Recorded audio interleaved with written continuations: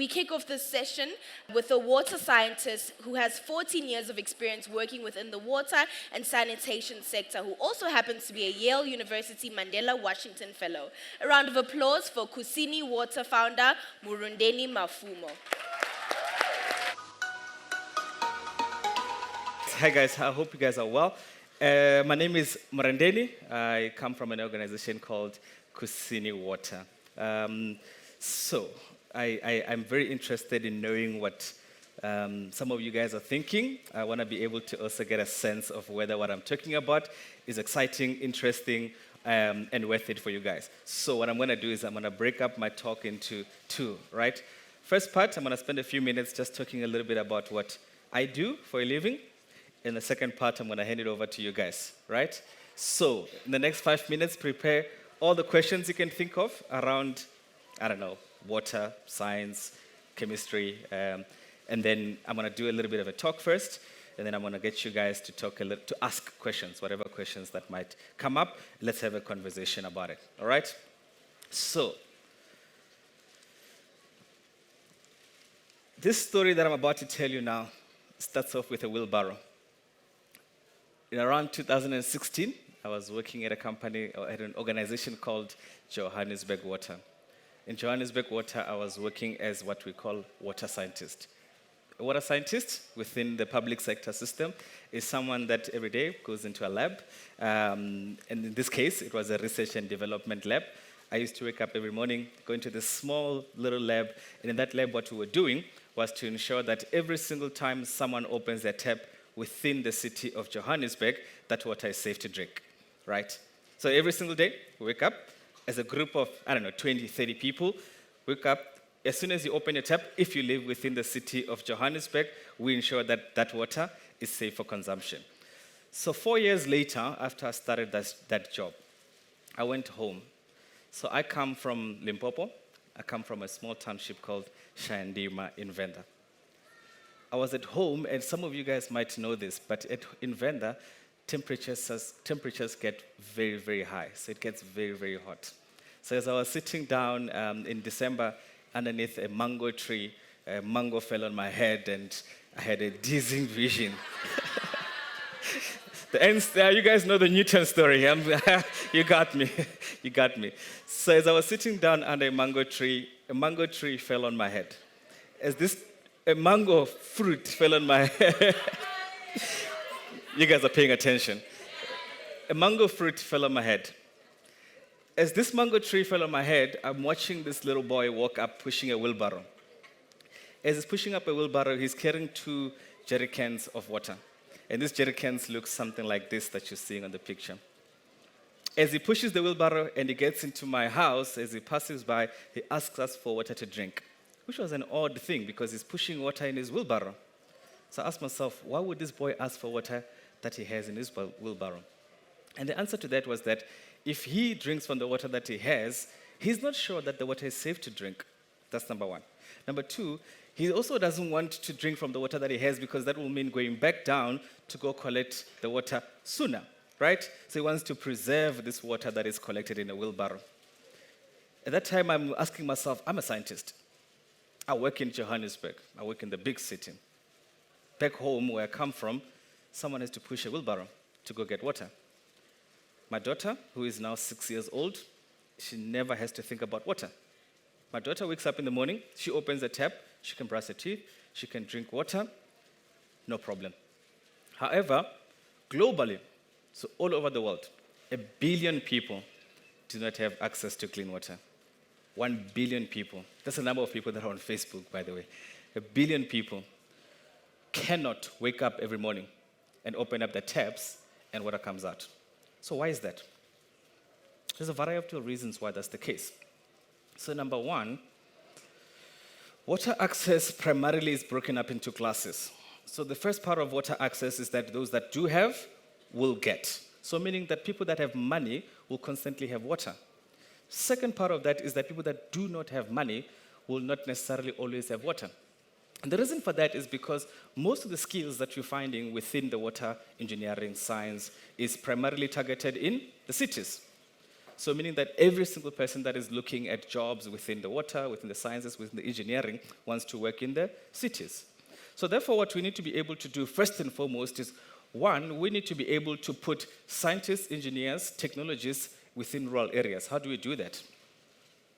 Right, so first and foremost, we need to understand that water access, right, especially in my case where I'm working within the space of water access is a local problem that needs local solutions. So therefore, as a scientist, every single day, I should be waking up and thinking to myself, what is it that I can do that will increase access to clean water for communities that do not the communities that do have, right?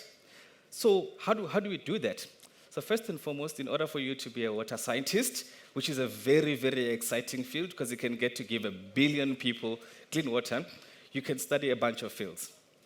So that one of those fields would be chemistry, like I did. So I studied chemistry at the Cape Peninsula University of Technology. When I studied chemistry, my biggest vision, especially when I was working on my 3rd year in doing my internship, was that I could build up stuff in the lab. I could mix up stuff in the lab. The biggest challenge that we have, the biggest difference that we have is that whatever that I'm building within that lab that I'm sitting in, within the city of Cape Town, within this Johannesburg, I must translate that to the communities that I come from, the communities that we come from. So therefore, how do we do that? So at Kusini Water, we partner with young people from communities all around the country. So what that means is that we are creating a network of scientists within those places that do lack access to clean water. So every single person that you're seeing here in this picture comes from one of the communities that are representative of South Africa. There's someone from the Western Cape, there's someone from Limpopo, there's someone from Mpumalanga, there's someone from the Free State, there's someone from the Northern Cape. So at Kusini Water, the first part of our solution is to ensure that we can take the science knowledge that we have, the science knowledge that I might have built up as a scientist, and to take that to the communities that we come from. And giving that set of knowledge to people that are going to be doing this. So what we do is every single day in my organization, right, as a CEO, I'm very proud of this fact. Every single day, we have 18 million liters that we're producing, that we're giving to communities. 18 million liters every single day, right? These 18 million liters come a variety of ways. This picture that you're seeing right now, these are water champions in Limpopo. That's a spring. So what we do is we go and we give people from this rural area Limpopo scientific, technological, and engineering training to be able to protect the spring so that the spring is not polluted, to be able to protect the spring from animals, from leaves, from contamination, and this spring then sends water to the community that these guys come from. All right? And therefore, we add a little bit of some science behind it with this by way of some sensors. So at the moment, you're able to see how much liter is flowing in each community through the sensor systems that we have developed. Right? So first part is taking the scientific knowledge that we've created within the cities and taking it to communities that we come from. And that frees up about 18 million liters per day. Second part is we need to, therefore, as an organization, create the employment within the communities that we come from. So this year we are creating 200 jobs within South Africa, right? And thank you. One person clapped. So what that means is that within those communities that we're coming from, our organization creates the scientific knowledge, which we create in Johannesburg, translate that scientific knowledge to the communities that we operate in. That scientific knowledge creates the jobs that we need and access to clean water as well. And therefore, protecting water sources, because one of the biggest risks we have in South Africa is that South Africa is one of the world's water scarce country. How do we measure water scarcity? So water scarcity, because right now we get majority of our water from rain, as you guys must have seen, South Africa only gets half of the rain that other countries get, right? So South Africa gets about 440 millimeters of rain per year on average. Other countries get 900. So therefore, the first part of what we're supposed to do as scientists is to ensure that we can protect a water in a country that is water scarce, right? Right? Are you guys still with me? Okay, great stuff. Then the second part is we add the scientific ingredients to the people and we ensure that we can bring access to clean water within the communities that we stay in. That access, that's what we do with all of that water, we take it through a purification system made from locally sourced macadamia nut shells. So we source, do you like macadamia? What are macadamia? All right, cool, I'll get to that. What are macadamia is the first question. All right, maybe we must bring a mic for, you getting a mic, don't run away from the mic. All right, so first part is we make use of waste macadamia nut shells. We make that into a carbon filter. That carbon filter then is then made into a filter that removes organic material. That organic material is honestly stuff that makes the water to smell and taste bad. All right? So macadamia nut shells, when they are crushed, incinerated, they are carbonated. That carbon itself is used to absorb organics within the water. No, don't run away from the mic, it's coming. You're like, I understand. Make sense? So the first part of our system, what it does is that it uses waste macadamia that are crushed, made into a carbon. That carbon absorbs organics within the water. Those organics is what causes water to smell and taste bad. And in many cases, it's stuff that we would also look at as chlorine as well. Right? Some of you guys might have seen and you say, this water smells like a little bit like bleach. So macadamia nut shells, they remove that. Second part of that is what we call nanofibers. So nanofibers sit within this long white tube. So nanofibers, what they are 20 times smaller than the size of hair. So meaning that anything that is big, microorganisms that are bigger than 0.01 micron will be trapped there. So things like bacteria, viruses will be trapped in that organism. And then clean water goes through and we are, voila, having clean water. So the process looks something like this. This is a live picture, by the way. The green water, it's the water that was flowing last year from the KZN floods. So the green water that you're seeing right there, we brought a mobile treatment system in a trailer. We pulled the water with that green pipe. Picture on the left is the green water. Picture on the right is what we produce with our treatment system. And this guy is our guinea pig. So just make him drink all the water.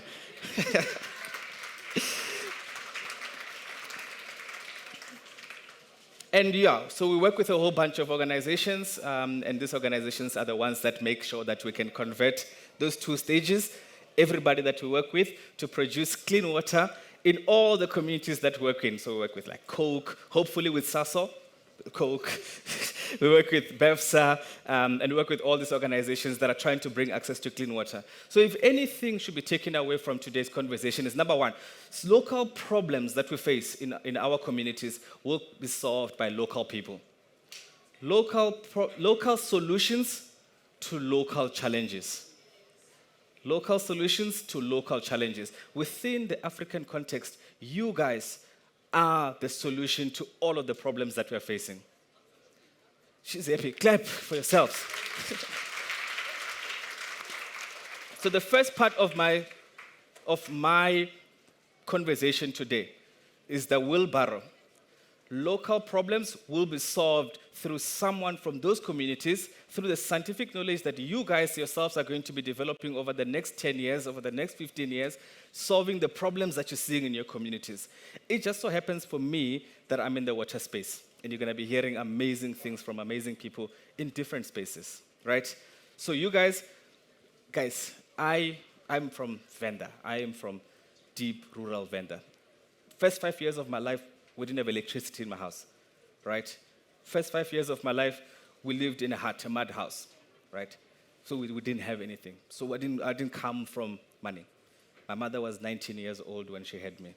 So every single thing that we're working right now, my organization, 200 jobs, 18 million liters of water being created, was not because of anything else, but really just sheer work that we've put into solving the problems that we're seeing in our communities every single day. So therefore, I would encourage you guys to ask me as many questions, to think about what you are going to be solving in your communities. Because why?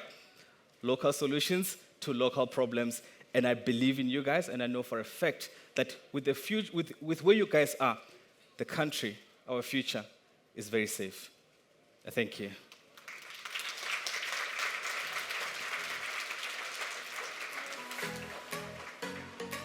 Yeah, depending on how much time I've got, just the amount of time I have for Q&A. I don't know what that means.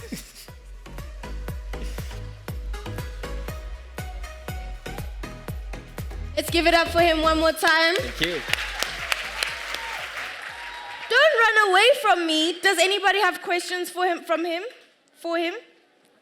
Please don't run away. I thought my time was up. No, we'd love to hear more from you. So we have a mic over here. Where was the question? Do you have any questions on this side of the room? Okay, there's our other question. How, you put your hand up, darling. Oh.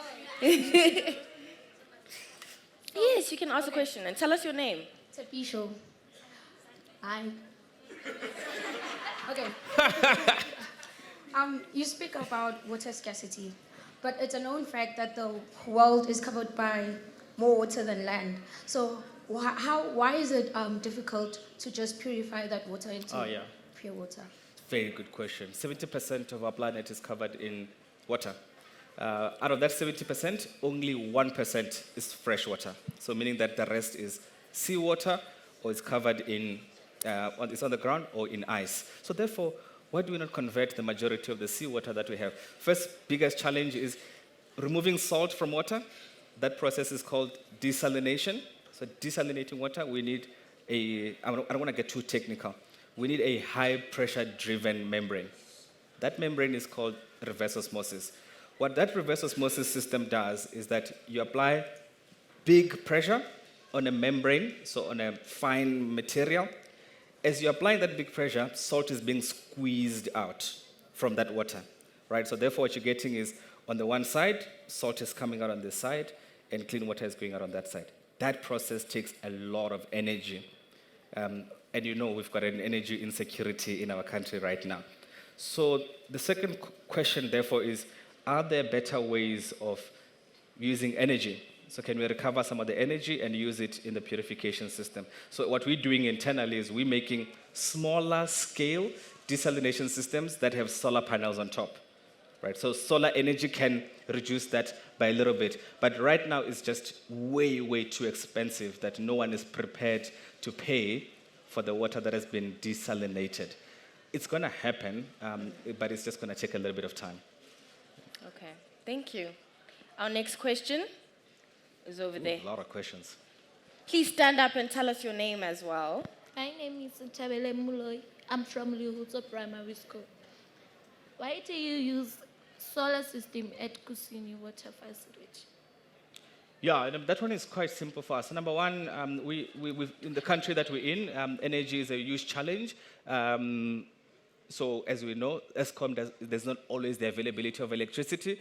And obviously, we've got a big, powerful nuclear reactor called the sun up there that we can tap into. So our solar systems, or the solar panels that we put into our systems, we harvest as little energy as we possibly can, because we can't harvest a lot. And that allows us to run our treatment systems. The secret sauce, so we've got 4 patents at Kusini, right? You guys know what patents are, right?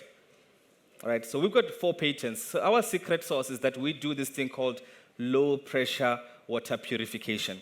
So meaning that, as you saw on the previous picture, the tank sits at the top, the water flows down using as little electricity as possible because it's gravity, and it goes through the system, and then we use the solar power just to get the pumps and some of these things to be running. That allows us to reduce our cost of production by solar, but also it helps us to save the environment and also not be too reliant on ESCOM. Sorry to ESCOM if you're here. Okay, we're going to take 2 more questions. So this one, and then, now there's 3 hands that have just got up. Say, please choose one of them. Hi everyone, I'm Fafana Khaled and I'm an electrical student. My question is, what are the threats to water in the future, and what is South Africa doing about the water crisis? What are the threats to water in the future? Sure. Look, right now, as you guys have seen, the biggest challenge that climate change is causing is that South Africa, we're getting less and less rain, right? But when it comes, it's coming too much at the same time. So we're getting too many floods as a result. So floods are not a good thing because it's not like we're just getting water because we can't collect it. We can't collect it, it washes away also the infrastructure. So the first big challenge, even the Minister of Water Affairs has identified this, is the climate change issue, climate change challenge. So climate change is making our water sources to be drier than they're supposed to be. Rain patterns are also different, so meaning that there's too much rain falling at the same time when it's supposed to be falling. So therefore, how do we manage, as you guys might know, we've got 10 billion boreholes that are being dug. Every single household that can afford it is digging boreholes. That's another huge risk that we're going to be facing where everyone is just digging their own borehole and it's not being managed well enough. So climate change is going to be a big problem. Number two, water abstraction without necessarily control is going to be another big challenge. And also water contamination. So meaning that we've got rivers that are flowing through all of our communities and people are throwing diapers, sanitary pads into those rivers with that flow through our communities, and that poses a huge risk in our water system. So therefore, I would encourage you guys also, go and educate all of our people and everyone within our communities not to throw sanitary pads and nappies within our river system or anywhere close, because that's going to affect us in the very, very long run. Yes. And our final question. My name is Daruj. There's a lot of pollution in the air, and which causes carbon and stuff, which causes acid rain as well. So would you clean acid rain just as you clean other water, or is there a different process for that? Yeah, very, very different process. We also don't get a lot of acid rain per se, but very, very different process. Very interesting thought. I've never thought about harvesting acid rain. On Table Mountain right now, if you guys go up to Table Mountain, you'll see the harvesting. You see Table Mountain normally would get clouds that gather on top. Yes. Right? So that clouds essentially represent water dew, right? So like water vapors. So on Table Mountain, they're actually collecting the water vapors that are within the cloud that form on Table Mountain. And that water vapor is forming part of the water that people are getting in Cape Town, which I think is quite cool as well. Acid rain, not so much. We don't really get a lot. And it's a very, very different set of technology. Okay, so that means it needs a new solution, which means they have jobs to do. They have to now come up with the solutions for that. Both acid rain and acid mine drainage. Ooh, okay. So at least now you've asked your question, you've also got a follow-up, which you need to now go and do some research on maybe, and that's probably a problem that you can solve. Can we please give it up for him one last time? Thank you. Thank you, guys. Thank you.